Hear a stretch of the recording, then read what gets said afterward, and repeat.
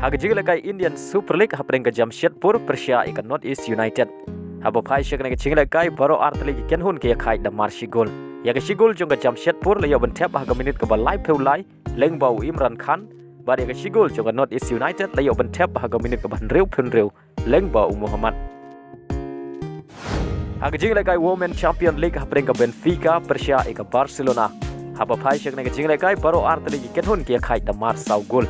Baling bang nang jinga khaj baro artli ki kenhun kilayo ban Rung shaka Quaterfinal na ka Group A.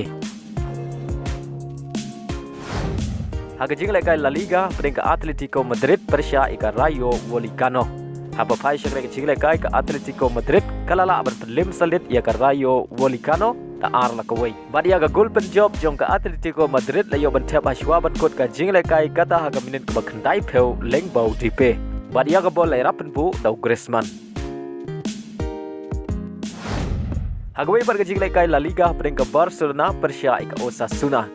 Haba phai shek rega jing kai haka kela step omdon ki bala batan khi jar badai haka kela mit kata haka minit ka ban riu pheu lai ka Barcelona ka layo ban tap ya ka shigol leng ba Vitor. Badai le bang rega shigol la pelong ya ka Barcelona bagan khori ya ka nam job dai wei la not haga rega jing kai.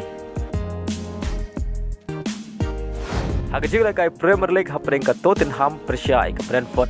Haba phai shek ne jingla kai ka Tottenham kala mat piang ka nam job hadin bagalala bat pelim ka Brentford da laila ar. Haga jingla kai hapring ka Manchester City Persia ka Burnley.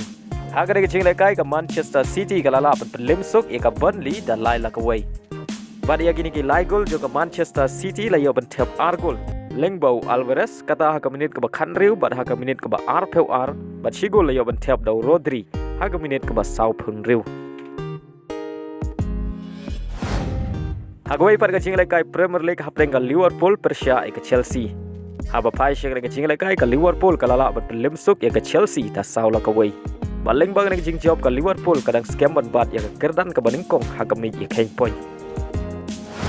Haga jinglai kai Asian Cup Round 16 hapring ka Iran Persia ka Syria. Haba phai shek ka jinglai kai baro artli ki kenhun ki khai hadu bokot ka khandai permanent bat ka extra time ka balai permanent da marshi gol. Badai hak penalti shootout ke Iran kalala bat lim ya ke Syria da san lalai. Paling bang ni jing job ke Iran kalau yo ban Rung sya ke Quaterfinal.